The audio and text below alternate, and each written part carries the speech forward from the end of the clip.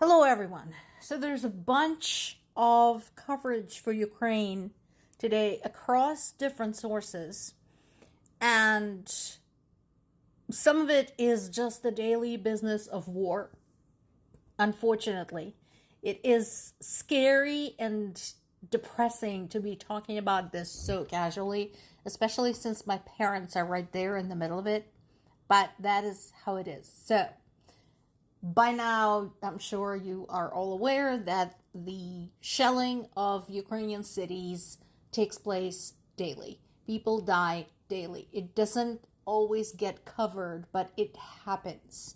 There's just no space for everything in there because it is so commonplace.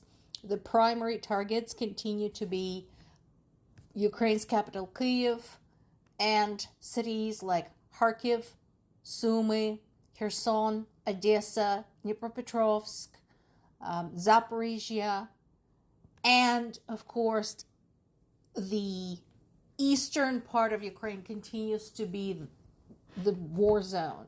That is still happening. So, that you can pretty much assume that as a baseline whenever I talk about anything else. Okay, so let's dive in. One of the things covered by Sky News today was the news, of course, about the more missiles from North Korea. We talked about this. In addition to the 50,000 troops that North Korea had pledged.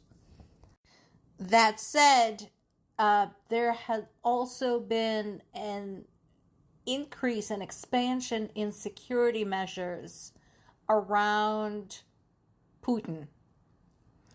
As Russia's parliamentary elections approach, especially since opposition parties are being kicked off the ballot one after another.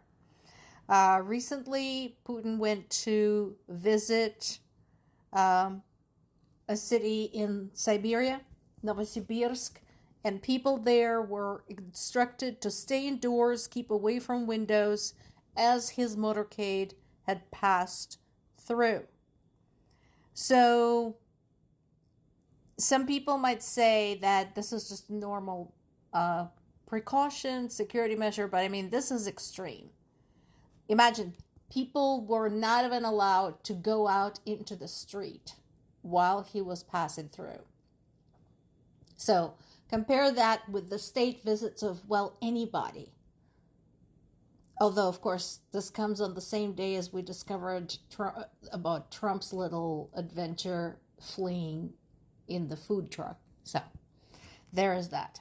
Also, this is noteworthy. Former U.S. Marine who has been a prisoner in Russia for more than 4 years has been released. His name is Robert Gilman. He's 32 years old. And Putin is saying that he released him on humanitarian grounds. That is bullshit. He, once again, is trying to soften up Trump because, of course, a large packet of sanctions against Russia is currently going through our legislative process. There is nothing humanitarian that Putin would ever do unless there was something in it for him. And this is what's in it for him. And Ukraine's campaign against Russia's oil industry continues as Ukraine strikes another Russian oil refinery in the city of Orsk in Orenburg region, which is 900 miles from the front lines.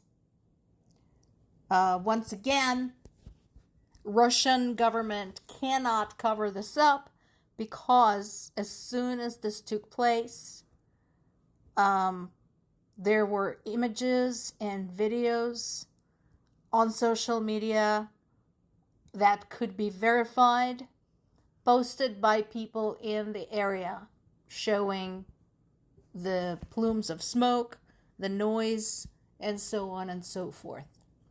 There's a big article today about in Associated Press about Ukraine bringing the war to Russia. The reason I wanted to point your attention to this is because they had presented some really good visual aids to explain how this campaign has developed, because that is important. So I like this graph very much. It shows, first of all, over time from 2022 to now, and the length of the strikes in kilometers and the number of them. So you can see how at first, when Ukraine was completely on the defensive, they didn't even try. Then they slowly started towing the line in 2023 and 2024. And then finally, the whole thing started ramping up until a couple of months ago, it became one of the primary strategies in Ukraine's struggle against Russia. Another great illustration is this one with the map.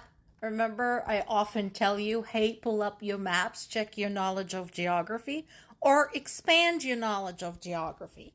So this shows the same information as the previous graph, but on the map. Yes, majority of Ukraine's strike against Russia are still pretty close. You can see kind of a band of yellow dots that parallels Ukrainian border.